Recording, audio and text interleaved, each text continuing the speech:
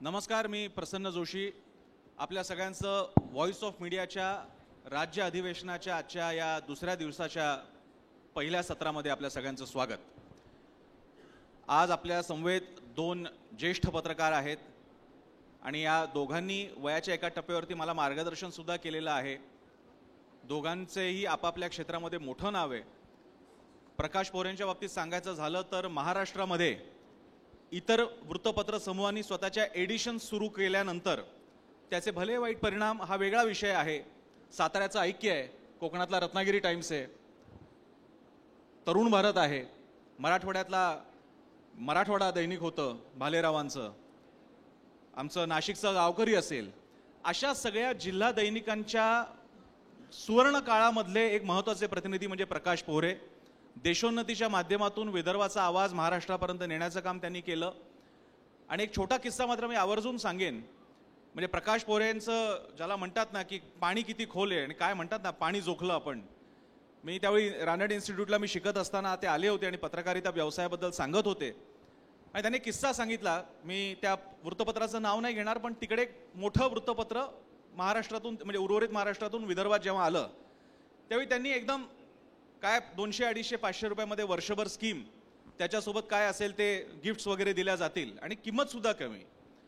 आता यांच्यावरती मार्केटिंग विभागानं दडपण आणलं असणार. देशोन्नतीच्या मालक असला म्हणून काय झालं, पैसा कमवायची जबाबदारी मार्केटिंगवर आहे.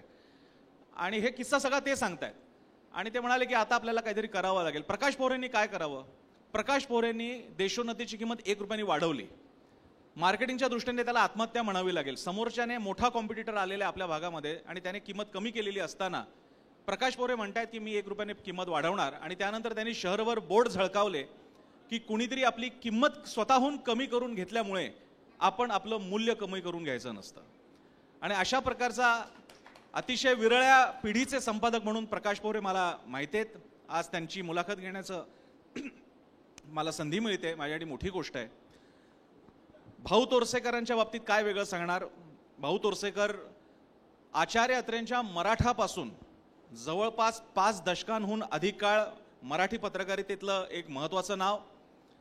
गेल्या काही काळामध्ये भाऊ तोरसेकरांनी यूट्यूब चॅनलच्या माध्यमातून, आणि कोणती रंगरंगोटी नाही, महागडे स्टुडिओ नाही, लाईट्स नाहीत, काही नाही, मोबाईल ठेवतात, मागे साधी भिंत असते आपली, बसलेले असतात आणि नमस्कार मी भाऊ तोरसेकर म्हणायला सुरुवात झाली की महाराष्ट्रातला, देशातला, जगभरातला त्यांना मानणारा मोठा वर्ग त्यांचं म्हणणं ऐकत असतो, विश्लेषण ऐकत असतो.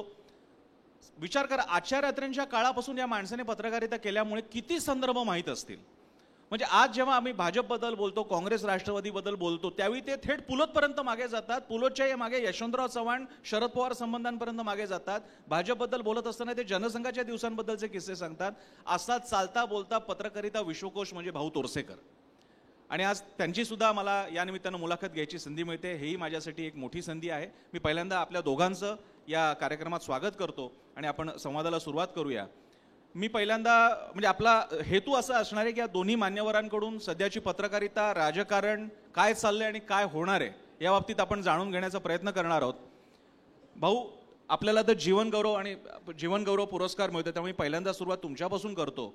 आत्तापर्यंतचा हा काळ ज्याच्यामधलं राजकारण, पत्रकारिता यावर पहिल्यांदा एक असा जसा तो फ्लॅशबॅक टाकतात चित्रपटामध्ये तसा फ्लॅशबॅक टाका आणि मग पुढच्या पार्टसाठी मी पुन्हा प्रश्न घेऊन येईन. सगळ्यात पहिल्यांदा मी पोरेंचं अभिनंदन करीन. माझ्या आमची मतं पटत नाहीत, वैचारिक भूमिका वेगळ्या आहेत, पण मी या माणसाचं कौतुक एवढ्यासाठी करीन आजच्या काळामध्ये की हा टक्कर देऊ शकला माणूस, कारण मालक संपादक आहे. आपली बाकीचे सगळे नोकर पत्रकार असतो, हा फरक आहे. पत्रकारिता सुरू झाली, एका माणसाला काहीतरी सांगायचं होतं म्हणून पत्रकारिता सुरू झाली. आणि मला आठवतं, मी कुठे वाचलं आठवत नाही, पण तेव्हा ब्रिटिशांचा पहिला गव्हर्नर सगळ्या ह्या मुंबई इलाख्याचा जो होता एल्फिन्स्टन, त्याने गव्हर्नर जनरलला पत्र लिहिलं होतं की वर्तमानपत्र भारतीयांना काढायची मुभा किंवा अधिकार देण्यापूर्वी जरा गंभीर विचार करा, कारण पत्रकार हा मूलतः फ्रस्ट्रेटेड राजकारणी असतो. पत्रकारा मुळात फ्रस्ट्रेटेड राजकारणी असतो. आणि आजकाल मी बघतो तेव्हा मला हे लक्षात येतं की तो किती द्रष्टा पुरुष होता. जवळजवळ 200 वर्षापूर्वी त्याने भाष्य केलं होतं. प्रसन्नाने एक चांगला पोहरेंच्या बाबतीत की त्यांनी किंमत केली तर मी किंमत वाढवीन. त्या संदर्भात मी एक तुम्हाला मुद्दाम सांगतो की महाराष्ट्रात किंवा मराठी पत्रकार दिन साजरा करतात. आचार्य जांभेकरांच्या दर्पणपासून पत्रकारिता सुरू झाली असं मानतात. मला सहसा पत्रकार संघटना बोलवत नाहीत की मी पत्रकारांना ठोकणारा माणूस आहे. आणि मला अनेक जण विचारतात तुम्ही पत्रकार असून का करता असं. तर म्हटलं माझी जात शुद्ध राहिली पाहिजे, हा माझं कारण आहे त्यामागचं. जर पोलिसांना सुद्धा तुमचे एम.एन. सिंग असतील, संजय पांडे असतील, मुंबईचे एम.एन. सिंग नाही, आर.डी. त्यागी असतील किंवा संजय पांडे असतील, आर.एस. शर्मा हे मुंबईचे कमिशनर होते. पण जेव्हा आरोप झाले तेव्हा त्यांना पकडणारे सुद्धा पोलीस होते. तर पत्रकार चुकत असतील तर त्यांचा कान पत्रकारांनीच पकडला पाहिजे आणि ते काम मी करतो. ही माझी भूमिका आहे. पण दर्पणच्या निमित्ताने एक गोष्ट सांगेन. तुम्ही सगळेच्या सगळे पत्रकार दिन म्हणून दर्पणचं साजरं करता. तर मी हा प्रश्न अनेक ठिकाणी मुद्दाम विचारतो. एका पत्रकार संघाच्या कार्यक्रमात हा प्रश्न मी विचारला होता की दर्पण सुरू झाला त्याचा आपण ते काय पत्रकार दिन म्हणून पाळतो. पण दर्पणचा पहिला अंक ह्या किती प्रती छापल्या गेल्या होत्या आणि त्याची किंमत किती होती मला सांगा. तुम्हाला गंमत वाटेल, जवळपास कोणालाही सांगता येत नाही. इथे किती लोकांना माहिती आहे.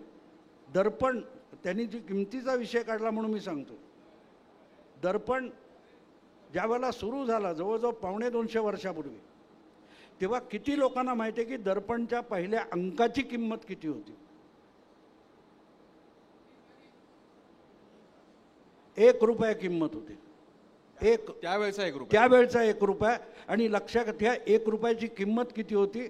ब्रिटिशांची सत्ता प्रस्थापित होऊन आपली मराठी माणसं कारकून वगैरे म्हणून त्यांच्याकडे नोकरी लागायला लागली तेव्हा कारकुनाचा पगार 2.5 ते 3 रुपये होता.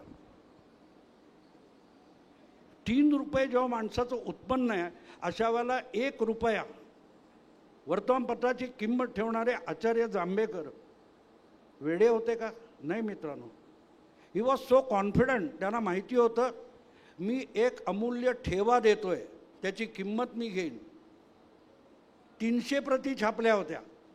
त्या खपण्यात किती महिने गेले सोडून द्या. पण मुद्दा असा आहे की आज आपण 3 कोटीपेक्षा जास्त मराठी वर्तमानपत्र छापतो. त्याची किंमत, छपाईची किंमत जवळजवळ 20-25 रुपये असते.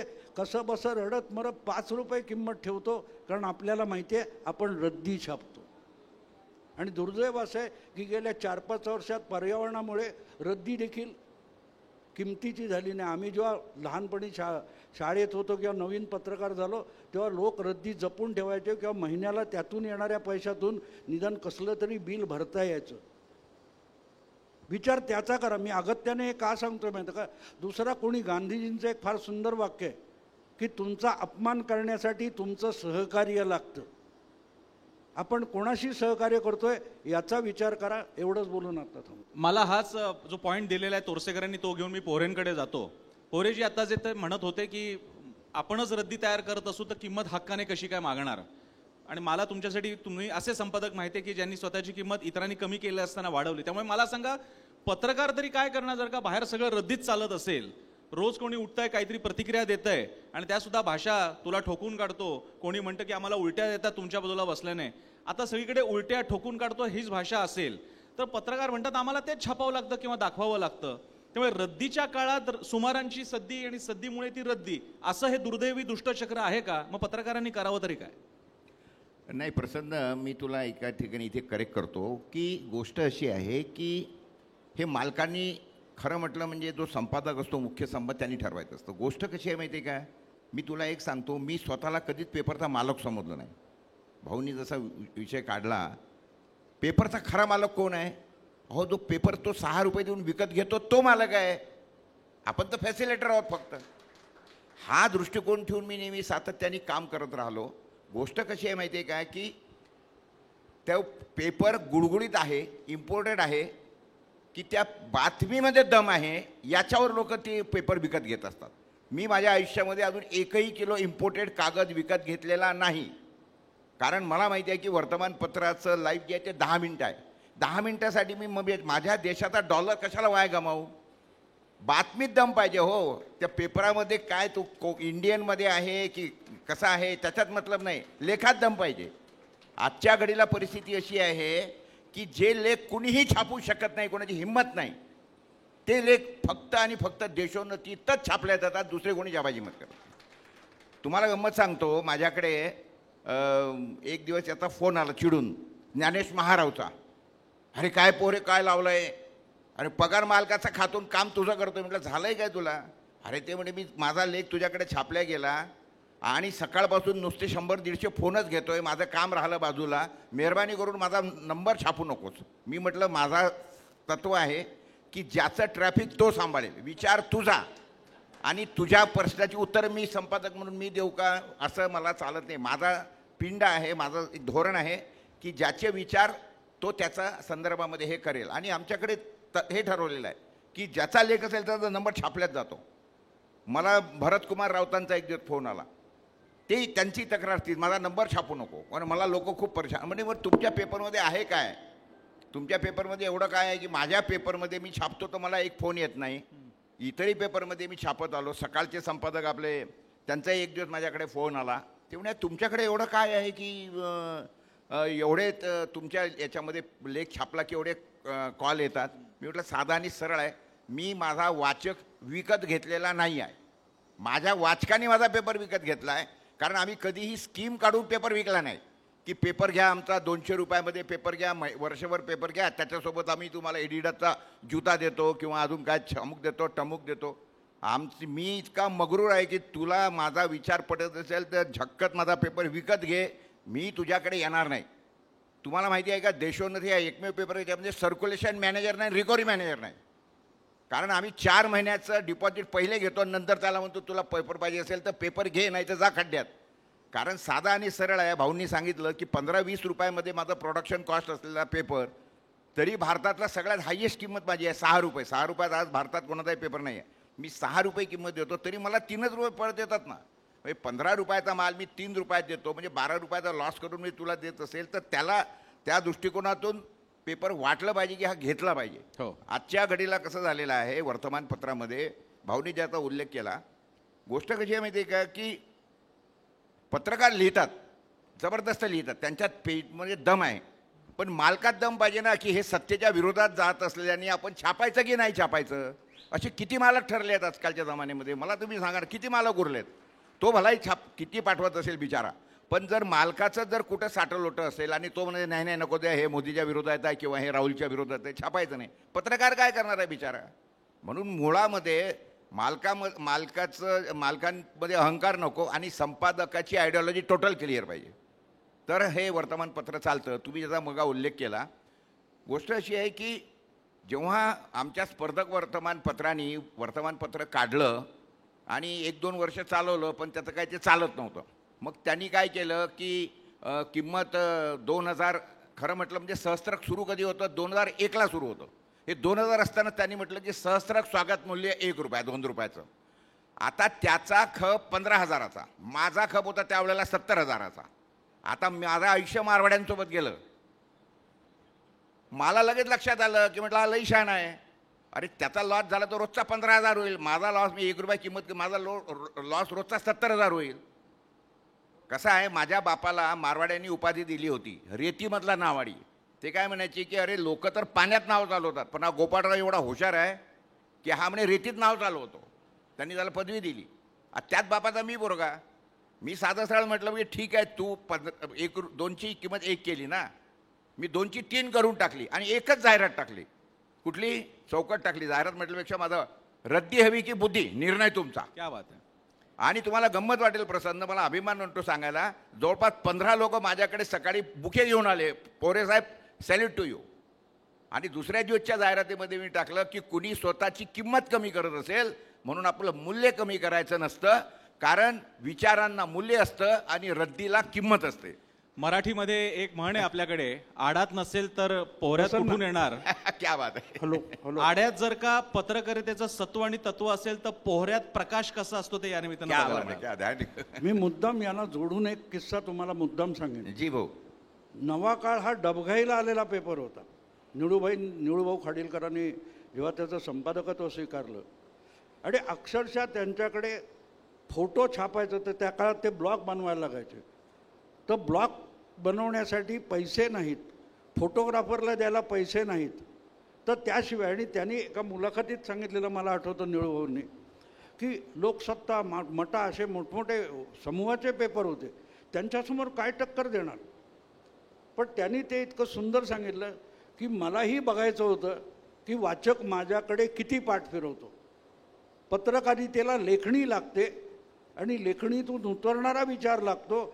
मी थकेपर्यंत, वाचक थकेपर्यंत लिहित राहीन. आणि त्या माणसाने उत्तम अग्रलेखावर वर्तमानपत्र उभं केलं, 7 लाखापर्यंत नेलं आणि मुंबईतले दोन्ही मोठी वर्तमानपत्र मागे पडली. हे मी तुम्हाला एवढ्यासाठी प्रसन्नाने पण मार्केटिंगचा विषय सांगितला.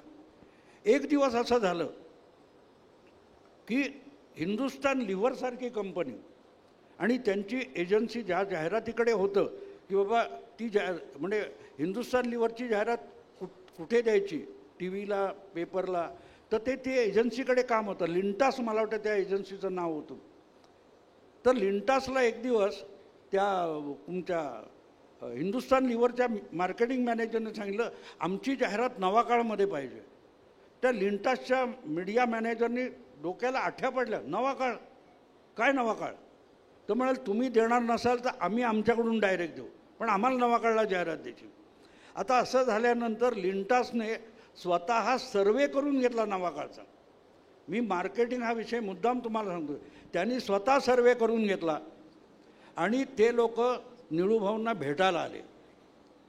अरे तुम्ही आमच्याकडे जाहिरात मागायला काय येत नाही. निळूभाऊ म्हणाले मला तुमच्याकडे मार्केटिंगचा माणूस पाठवायचा तर त्याला द्यायला पगाराचे पैसे नाहीत, त्यामुळे मी देणार नाही. तुम्हाला पाहिजे तर तुम्ही जाहिरात द्या, ती छापीन, पण मी जाहिरात मागायला माणूस पाठवणार नाही. त्या लिंटास एजन्सीने नवा काळला एक ऑफर दिली. त्यांनी इतका बारीक सर्वे केला होता. त्यांना सांगितलं एक तुमचं वर्षाचं उत्पन्न जाहिरातीचं हे साधारणतः 10 का 12 लाख आहे. आम्ही तुम्हाला 20 लाख रुपये वर्षाला जाहिरातीची गॅरंटी देतो. आमची अट एक आहे की तुमचं आत्ता जे 18 रुपये कॉलम सेंटीमीटर रेट आहे तो 50 रुपये करा. ते म्हणाले लोक घेणार नाहीत. मला मी तेच सांगतो ना, तुम्हाला आम्ही जर तुमच्या बाकीच्या जाहिराती जातील तरी आम्ही तुम्हाला जे 12-13 लाख आहे त्याच्या 1.5पट ॲश्युरन्स देतो आहे. निळूभाऊंनी ते केलं आणि त्याही जाहिराती टिकल्या. लक्षात घ्या, त्याही जाहिराती टिकल्या आणि हळूहळू करत म्हणजे संपादकाने मार्केटिंगवर मात करून दाखवलेली आहे. लेखणीची ताकद आपण समजून घेतली पाहिजे. लेखणीची ताकद ती आहे एका संपादकाने मार्केटिंगमुळे पेपर चालत नाही. पेपर एक लक्षात ठेवा मित्रांनो, तो जो कक्कर नावाचा कोण मोठा ॲड गुरु मानतात त्याने सचिन तेंडुलकर घडवला नाही. सचिन तेंडुलकर त्याने 200 कोटीला 12 वर्षापूर्वी विकला, 15 वर्षापूर्वी. पण सचिन तेंडुलकर त्याने निर्माण केला नाही. सचिन तेंडुलकर होता म्हणून तो विकू शकला. तुमच्याकडे लेखणी बुद्धी आणि लेखन क्षमता असेल, भूमिका असेल, नक्कीच, तर तुम्ही उभे राहता. मार्केटिंगला डोक्यावर चढू देऊ नका. पण आताच्या काळामध्ये राजकारण पत्रकारितेवरच्या डोक्यावरती चढायला लागलंय की काय अशी टीका होते आजकाल. म्हणजे मी कालही हा प्रश्न विचारला होता. कोणीतरी भक्त असतं, कोणी गोदी मीडिया असतो, कोणी चाय बिस्कुट पत्रकार असतं आणि सगळ्यांना टॅग केलं जातंय. जरा इकडचं तिकडे झालं की लगेच तुम्ही दुसऱ्या खेम्यामध्ये पडता, तंबूमध्ये पडता. मला भाऊ तुमच्यापासून हा प्रश्न सुरू करून मग पोरे सरांकडे जायचं आहे. भाऊ तुमची एक आम्ही पत्रकारिता पाहिलेली आणि खास करून तुमचं प्रतिपक्ष आम्ही बघत असतो, तो तुम्ही भूमिका मांडत असता. तुम्ही प्रस्थापितांची सध्याच्या म्हणजे अगदी स्पष्ट सांगायचं झालं तर भाजपची बाजू घेता आणि असं मानलं जातं, माझं वेगळं मत आहे की पत्रकारानं निष्पक्ष असावं. अशा वेळी आपण त्यांची सदोदित एक बाजू घेत असता. निवडणुकीच्या पूर्वीचं विश्लेषण, त्या आधीची विश्लेषणं. मग अशा वेळी आणि तुम्हाला फॉलो करणारा एवढा मोठा वर्ग आहे तर आम्ही काय धडा घ्यायचा त्यातून? पहिली गोष्ट म्हणजे तुम्ही एक गल्लत करता. राजकीय सत्ताधीश म्हणजे प्रस्थापित. सॉरी, राजकीय प्रस्थापित राजकारणी, सत्ताधीश आणि प्रस्थापित यामध्ये फरक असतो. प्रभू श्रीराम हा सुद्धा सत्ताधीश होता. प्रभू रामचंद्र हा सत्ताधीश होता, राजा होता. पण त्याला सुद्धा गावगणना अफवांमुळे आपली पत्नी वनवासात पाठवायला भाग पडतात. ते प्रस्थापित असतात.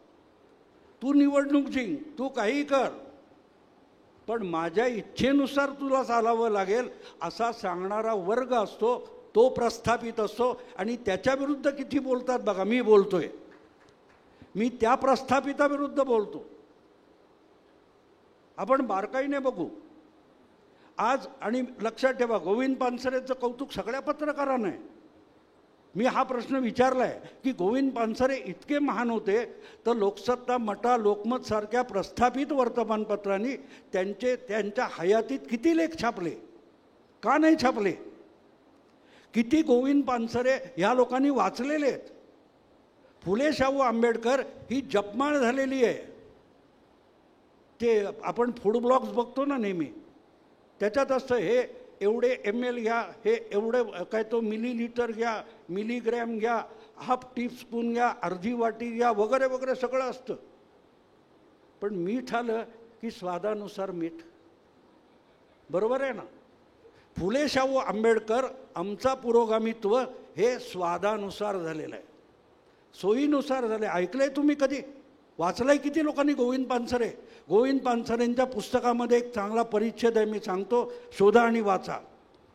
गोविंद पानसरे म्हणतात की शोषक हे तुम्ही लक्षात घ्या पोरे, मालक आणि संपादक यातला फरक सांगतोय मी.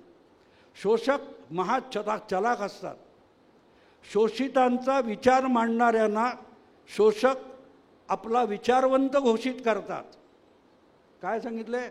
शोषितांचा विचार मांडणाऱ्यांना शोषक आपला विचारवंत घोषित करतात. म्हणूनच आपल्या धडावर आपलं डोकं असलं पाहिजे आणि आपल्या डोक्याखाली आपलंच धड असलं पाहिजे. मी जेव्हा पत्रकार झालो 70च्या सुमाराला 69-70, तेव्हा नवा काळ आणि महाराष्ट्र टाइम्स ही कामगारांची वर्तमानपत्र मानली जायची. मटा, लोकसत्ता वगैरे वगैरे ही भांडवलदारांची वर्तमानपत्र मानली जायची. त्या काळामध्ये आम्ही जेव्हा तरुण पत्रकार होतो तेव्हा आमच्याबरोबरचे सगळे पुरोगामी, क्रांतिकारी पुढल्या काळात कुठच्या पेपरमध्ये गेले? कुठल्या पेपरमध्ये गेले? सगळे संपादक आज पुरोगामी आहेत.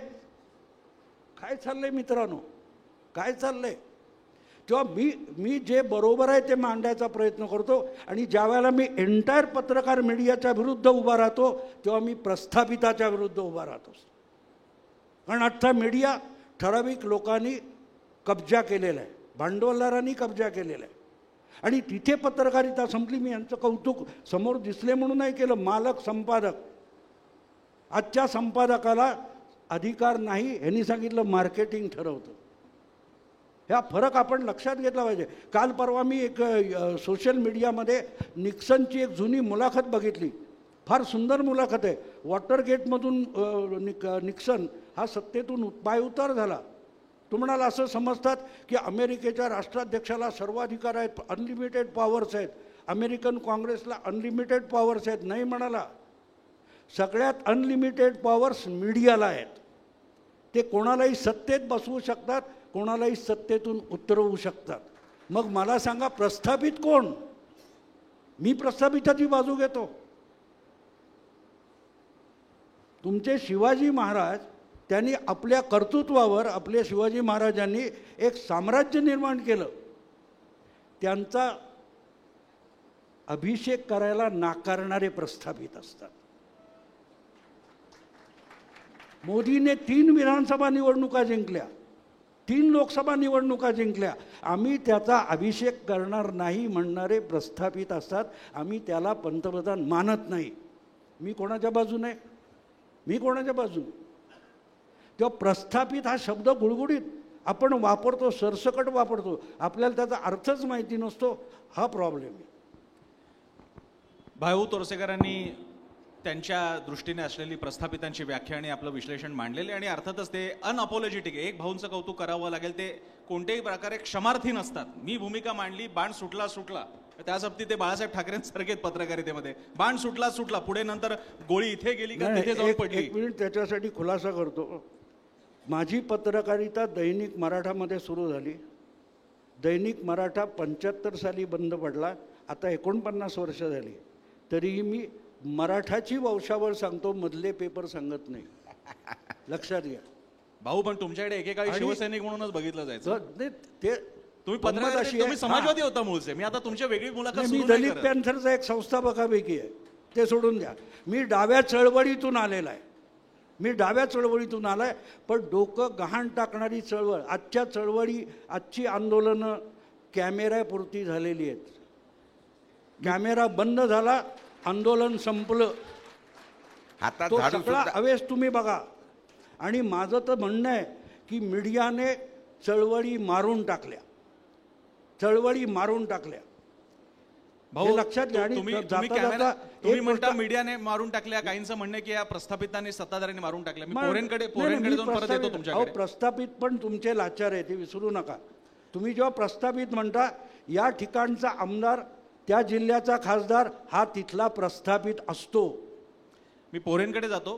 पोरेजी हे सगळे मुद्दे धरून भाऊंनी सुद्धा सांगितलेले, या आत्ताच्या अस्वस्थ वर्तमानाचं काय करायचं. आपण पाहतोय महाराष्ट्र अस्वस्थ आहे, त्या जोडीला पत्रकारितेची स्वतःची आव्हानं आहेत. मी जसं म्हणालो तसं जरा इकडचं तिकडे झालं की प्रेशर्स आहेत. भूमिका तरी कशी घ्यावी, कुणाकडे कोणता झेंडा घेऊ हाती, आता चित्रपटाचं गाणं नाही राहिलेलं, सामान्यपर्यंत माणसापर्यंत आलेला प्रश्न आहे. पत्रकार आणि तुमच्यासारखे मालक संपादक तर आहेतच. तुमचं आकलन काय?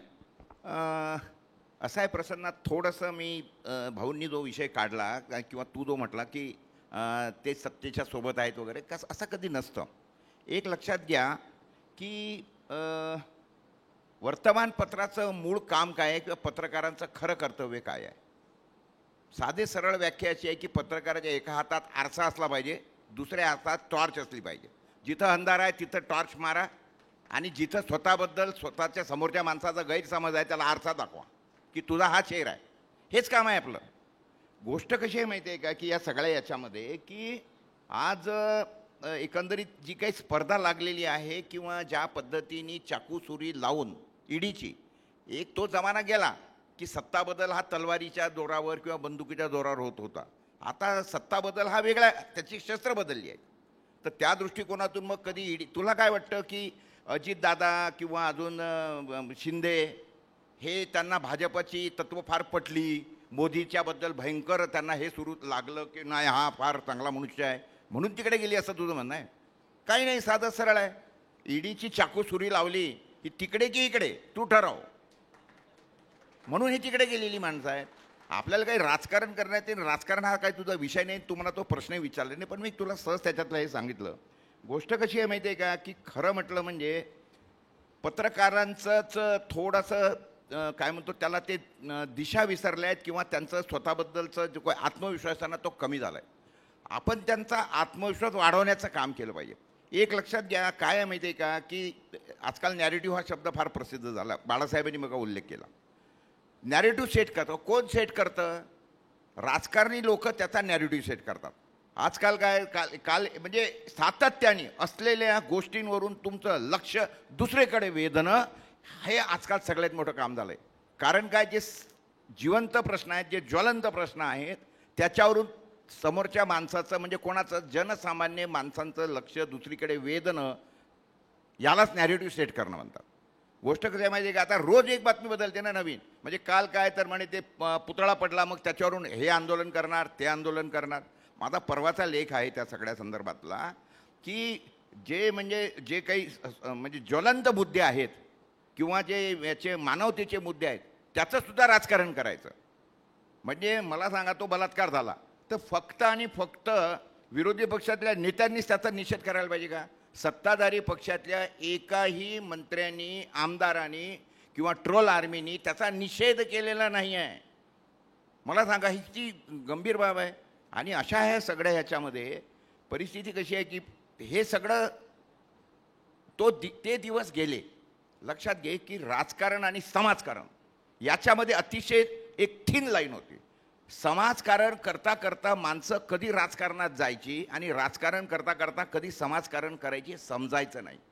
आजकाल काय झालेलं आहे की ह्या दोन्हीमध्ये संपूर्णपणे भिंती आलेल्या आहेत. कंप्लीट पहिले थिन लाईन होत्या, थिन लाईन आहे एक कंप्लीट कॉन्क्रीटची भिंत काढली गेलेली आहे की समाजकारण करणाऱ्या माणसांनी समाजकारणच करत राहायचं, राजकारण्यांनी राजकारणच करायचं.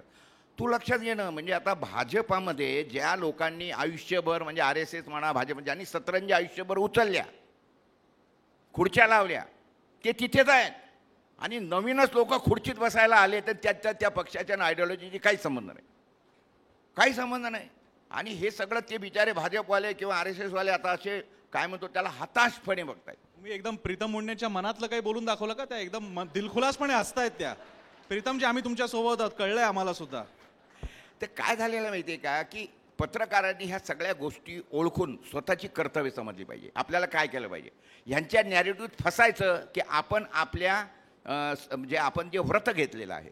तुम्हाला काय म्हणायचं आहे, काय प्रॉब्लेम काय झाला, पहिले पत्रकारिता भाऊसाहेब जमान्याची वगैरे पत्रकारिता ही एक काय म्हणतो त्याला एक व्रत होतं की नाही, मी समाजाच्या ह्या चुकीच्या गोष्टींवर प्रहार करणार, लिहिणार, बोलणार, जे वक्ते असायचे ते. पण आता तसं राहिलेलं नाही आहे. काय झालेलं आहे पत्रकारांना सुद्धा, आणि पत्रकारिता हा काही म्हणजे ठीक आहे म्हणजे प्रत्येकाला पोट असतं, पत्रकारिता हे उदरभरणाचं साधन नाही आहे, एक लक्षात घ्या. ते एक व्रत आहे, ज्याला त्या मार्गाने जायचं त्यांनीच गेलं पाहिजे.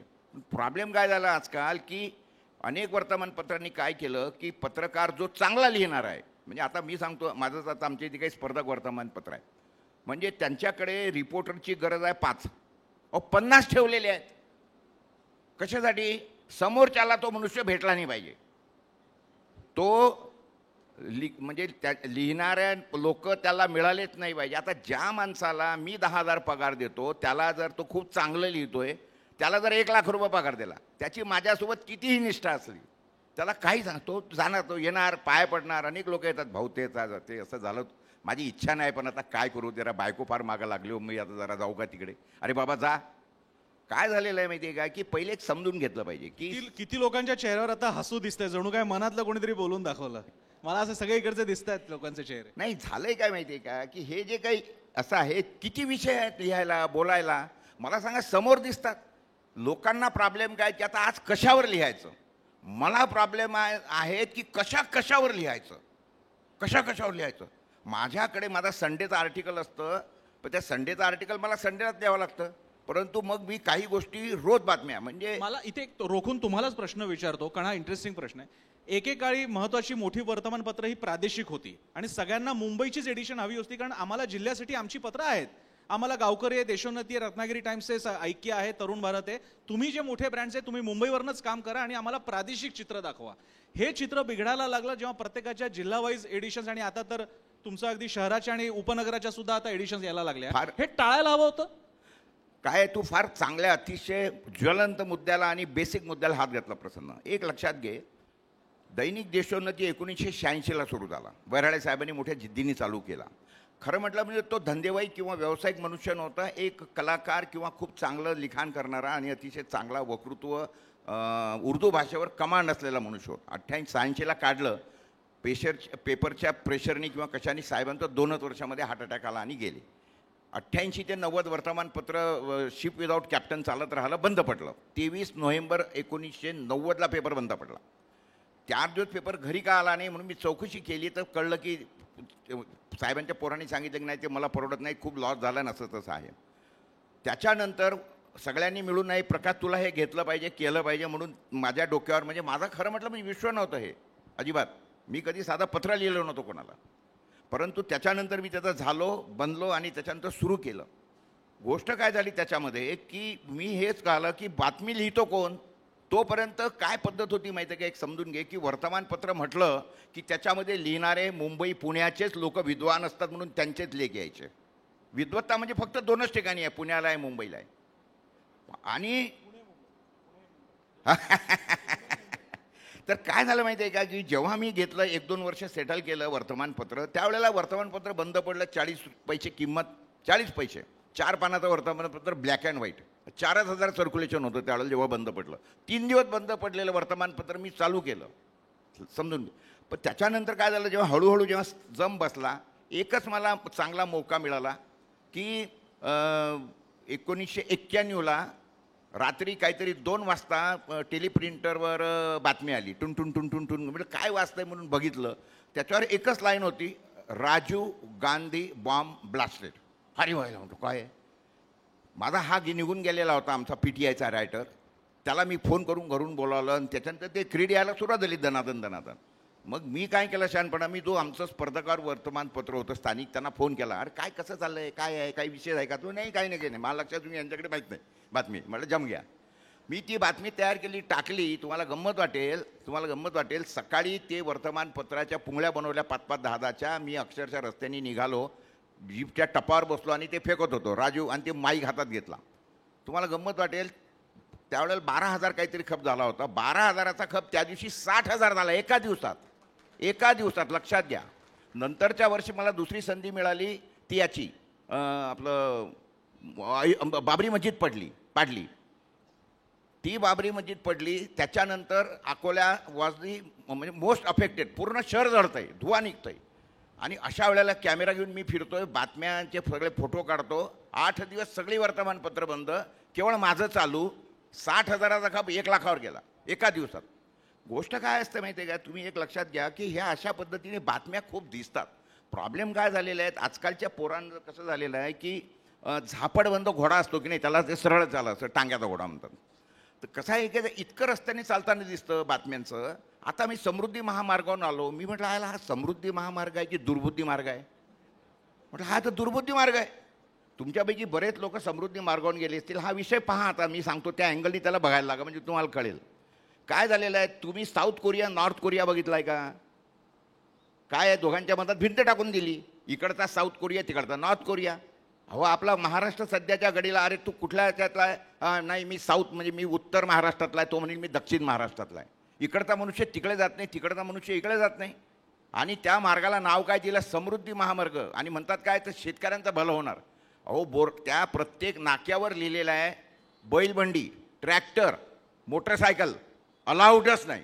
मग सामान्यतः चेहरा आहे कुठं, तुम्ही म्हणता कसं की हा शेतकऱ्यांचा मार्ग आहे म्हणून, समृद्धी आणणार आहे म्हणून. हा विशिष्ट हेतूने बनवलेला मार्ग आहे. गरज होती का. नागपूर ते मुंबई याच्यासाठी तो रस्ता आहे, लक्षात घ्या. आम्हाला नागपूरवरून मुंबईला जायचं असलं तर नागपूर, अमरावती, मूर्तिजापूर, अकोला रस्ता आहे की. दुसरा रस्ता आहे नागपूर, वर्धा वगैरे असा दुसरा रस्ता आहे. तिसरा रेल्वे मार्ग आहे, चौथा विमानाचा मार्ग आहे. 4 मार्ग असताना 5व्या मार्गाची गरज काय. आणि तुम्ही तो काढला, त्याला मानवी चेहरा दिला का. मानवी चेहरा द्यायला पाहिजे ना. 10 एकराची जमीन आहे एका शेतकऱ्याची, मधून रस्ता गेला, 1 एकर सरकारने पैसे दिले, 4 एकर तिकडच्या बाजूनी पडलं. हो तो तिकडे जाऊच शकत नाही ती जमीन बघायला, तिकडे पाणी देऊ शकत नाही, तिकडे ट्रॅक्टर, तिकडच्या गावातला मजूर इकडे येत नाही, इकडचा तिकडे जाऊ देत नाही. अशा खूप बातम्या असतात. लक्षात फक्त काय आहे की हे सगळं दिसलं पाहिजे. हे सगळं झाल्यानंतर आता दुसरा नवीन मार्ग काढायला घेतलाय. कुठला त्या मार्ग, शक्तीपीठ मार्ग. नागपूर ते गोवा. आयला किती लोकांना गोव्याला जायचं आहे विदर्भातल्या. इथं मरायला टेकले, तिकडे आमच्याकडे गडचिरोली आहे, तिथं नक्षलाईट वाढलेत. मी एक पुस्तक लिहिलेलं आहे, नक्षलवाद्याचे पितृत्व सरकारकडेच. नक्षलवादी होतो कोण आहे शेवटी नक्षलवादी. एका घरामध्ये 2 लहान मुलं आहेत, पोराला भूक लागली, आईकडे गेलं, आई भूक लागली, आईने थापड मारली. मग आईची तक्रार करायला पोरगं बापाकडे गेलं, बापानं दुसऱ्याला पेकडात लात घातली. मग आजोबाकडे गेलं, त्याला असं वाटलं की आता आजीकडे गेलं, आजी तरी मला काहीतरी खाऊ घालेल. आजीने त्याला पुन्हा ठोकलं आणि आजोबांनी जाऊन त्याला हे सगळं केलं. गोष्ट काय होतं माहिती आहे का, की ते पोरगं 2 जे पोरं आहेत त्यातलं एक पोरगं काय करतं, पलंगाखाली लपतं, खरं, त्याला आपण आत्महत्या करणारा शेतकरी म्हणतो. आणि दुसरं पोरगं काय करतं, हातामध्ये येईल ती वस्तू घेऊन टीव्ही फोड, काच फोड, तो नक्षलवादी. ही झालेली आहे. अरे त्याचं कोणी ऐकतच जर नसेल, त्याच्या समस्या कोणी ऐकत नाही, बरोबर. लोक नक्षलवादाकडे वळणारच आहेत ना. आणि हे वास्तव जर का आपण दैनिक आणि माध्यमातून दाखवणार नसू तर मग ती पत्रकारिता कसली, हा मुद्दा बरोबर आहे. मी एक शेवटच्या टप्प्याकडे येतोय. मी भाऊंकडे ह्यातला एक मुद्दा घेऊन जातो. भाऊ, मी मगाशचा मुद्दा जरा आणखी सविस्तर प्रश्न विचारतो की गोदी मीडिया म्हणजे तुम्ही एकतर यांच्या बाजूचे नाही तर त्यांच्या बाजूचे, ही सगळ्या पत्रकारांसमोर म्हणजे ग्रामीण भागातल्या पत्रकारापासून ते संपादकापर्यंतची आणि नॅशनल पातळीला पर्यंतचे आहेत. तुम्ही यांच्या आरत्या ओळखता का त्यांच्या. तुम्ही महाराष्ट्रामध्ये मवियाच्या बाजूने आहात का महायुतीच्या. आणि कुठलाही मध्यम मार्ग स्पेस उरला नाही. कुंपणावर, काटेरी कुंपणावर बसायची इच्छाच कोणाची नाहीये, त्यांना तुम्ही डबल ढोलकी म्हणता. अशा काळात पत्रकारिता करावी तरी कशी. तुम्हाला जर का कोणी एखाद्या पक्षाचं म्हणत असेल, आरत्या ओळणारे गोदी मीडियावाले म्हणत असेल, तर भाऊ तोरेसरकरांचं काय उत्तर असेल. नाही, आता यातल्या बऱ्याच लोकांनी माझा जागता पहारा म्हणून ब्लॉग आहे, त्याच्यावर मी जवळजवळ 2011पासून लिहिलेले लेख आहेत. त्याच्यावर 2014मध्ये युती तुटली, त्यानंतर जवळजवळ 11 महिने मी भाजपला उभं आडवं झोडपून काढलेलं आहे. ते किती लोकांनी वाचले? किती लोकांनी वाचले? आत्ताचं बघतात, मागचं पुढचं माहितीच नाही. आणि त्याच्या खाली हा शिवसैनिक, आत्ता प्रसन्न पण बोलला ना, तुम्हाला काही लोक शिवसैनिक म्हणतात, त्या ब्लॉग खालच्या रिॲक्शन वाचा. मी शिवसैनिक कसा आहे? मी शिवसैनिक नव्हतो, मी भाजपवाला नाही, मी पत्रकार आहे. आणि त्यामुळे मला जेवढं बरोबर वाटेल तेवढं आजच्या पत्रकारितेचा प्रॉब्लेम समजून घ्या.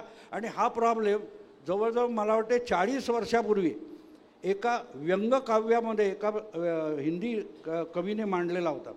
चकल्लस नावाचा एक मुंबईत कार्यक्रम व्हायचा.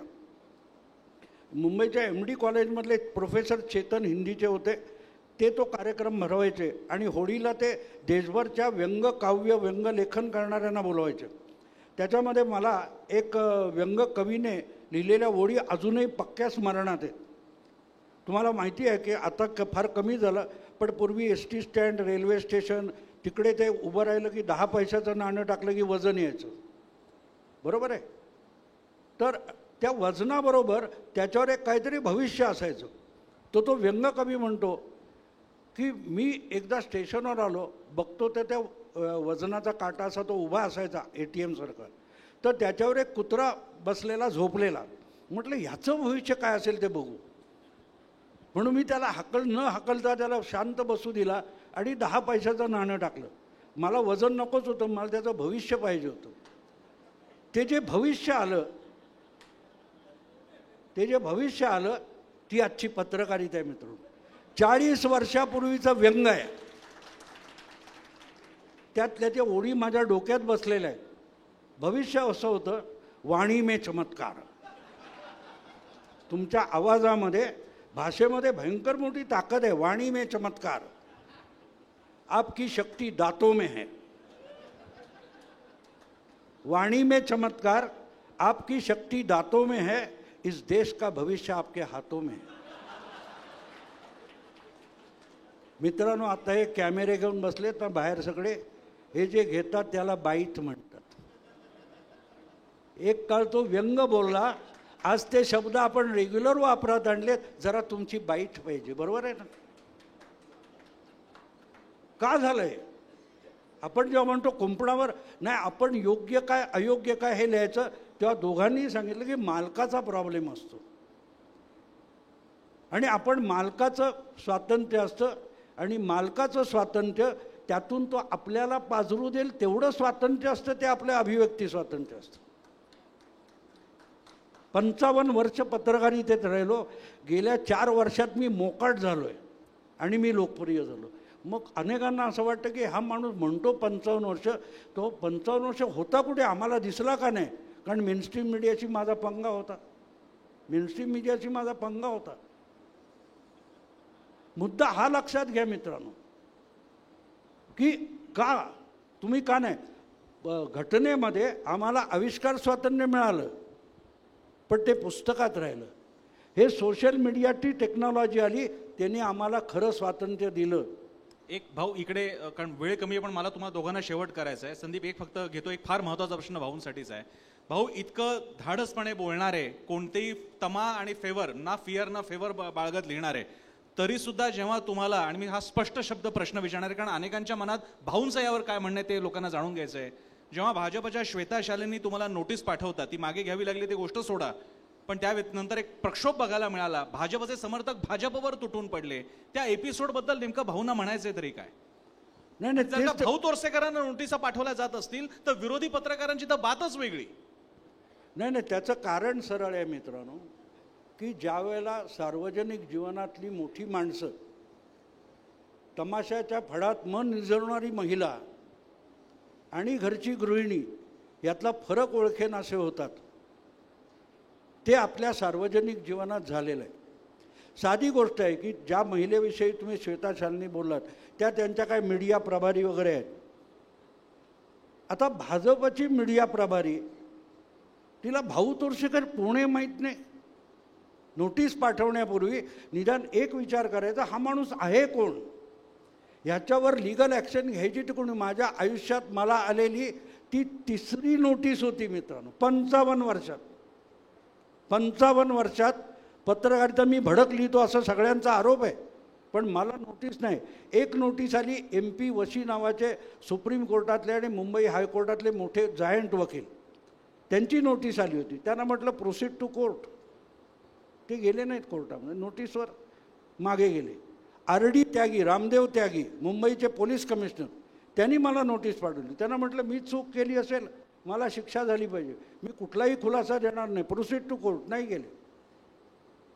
ज्याच्यावर आजपर्यंत 2 नोटिसा इतक्या जायंट लोकांच्या येऊन, म्हणजे अगदी खरं सांगतो तुम्हाला की रामदेव त्यागीवर मी एक अग्रलेख लिहिला होता, त्यागीजी कृपा करून दारू ढोसा अशा अग्रलेख लिहिला होता.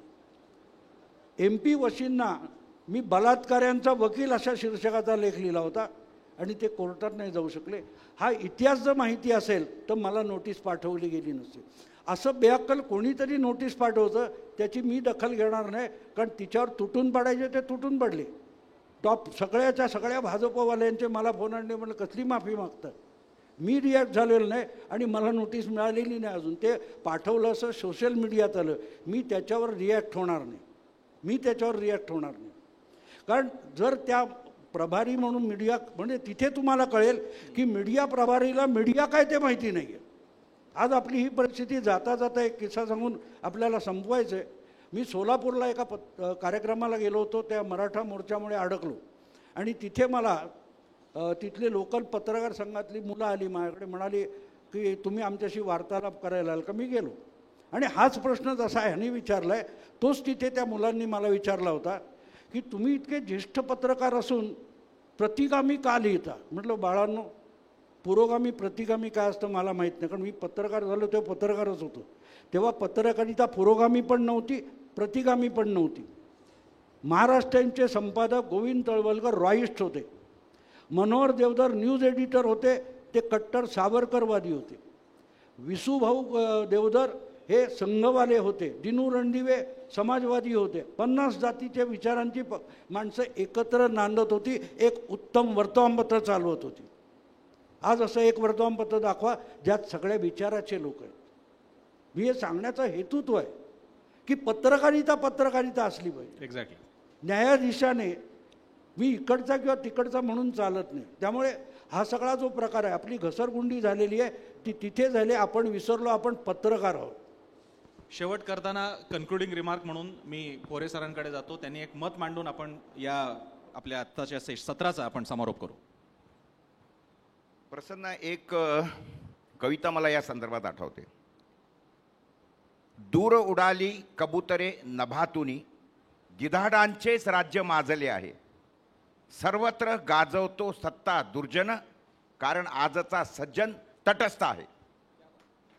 क्या बात. प्रॉब्लेम काय झाला एक लक्षात घ्या, हे जे काही सगळ्याच्या घडीला चाललंय ना, हे का चाललंय त्याचं कारण असं आहे की ज्यांना समजते कळते ते लोक स्वतःला सज्जन समजायला लागले आणि तटस्थ राहायला लागले, म्हणून दुर्जन चोर भामटे पुढे जायला लागले. एक लक्षात घ्या, या भामट्यांना दुर्जनांना बदमाशांना बेअक्कलांना जर बाजूला करायचं असेल तर तुम्हाला सगळे अभिनिवेश सोडून पुढे जावं लागणार आहे. एक लक्षात घ्या. आणि त्याचं कारण असं झालेलं आहे की या पद्धतीमध्ये सध्याच्या घडीला सत्ता कारण गेलं आहे.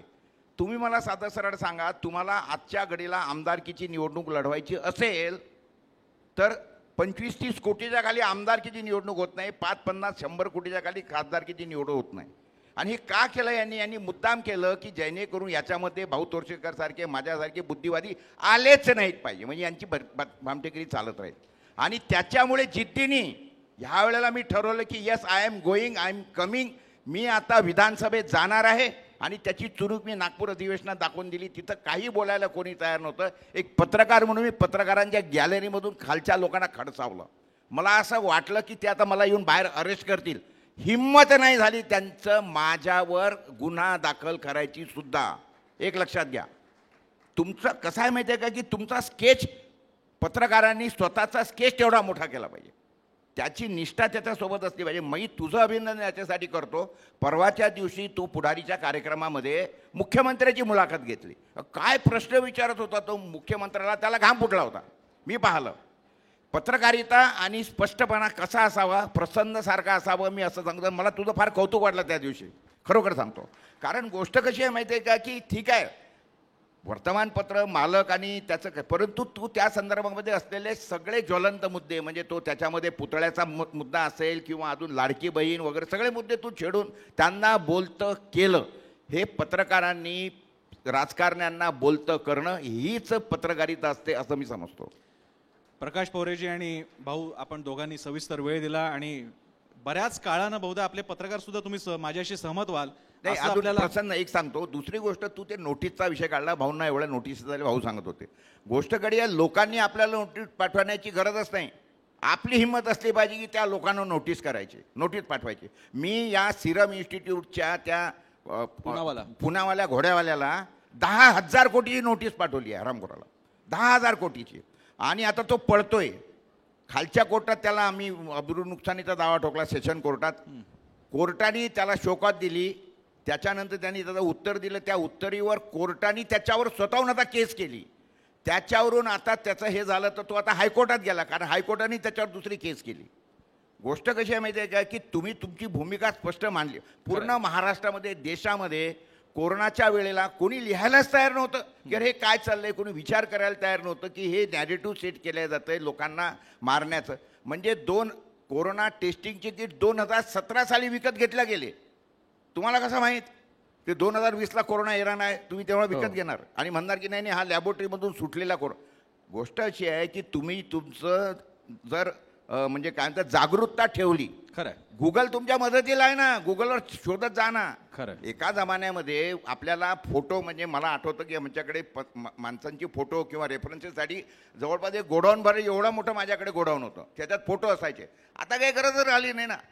तुम्ही काळानुरूप जर बदलले, तंत्रज्ञानासोबत तुम्ही राहिले तर तुमच्यामध्ये म्हणजे आत्मविश्वास निर्माण होतो आणि ते करणं गरजेचं आहे. काळानुरूप बदला. अर्थात जर वर्तमानपत्र खिळ्यावरून याच्या वेबला गेलं आणि वेबवरून आता जर आपल्या याच्यावर आलं असेल, डिजिटलवर, हा अल्लादीनचा दिवा झालाय. तो एक जमान्यातला दिवा गेला की तो घासला की तो म्हणतो बोल मेरे आका मैं क्या करू. तो 2-4च प्रश्न करायचा. अरे हा लाखो प्रश्नांची उत्तरे देतो, लाखो प्रश्नाचं तुम्हाला सोल्युशन देतो. हे फक्त कळलं पाहिजे.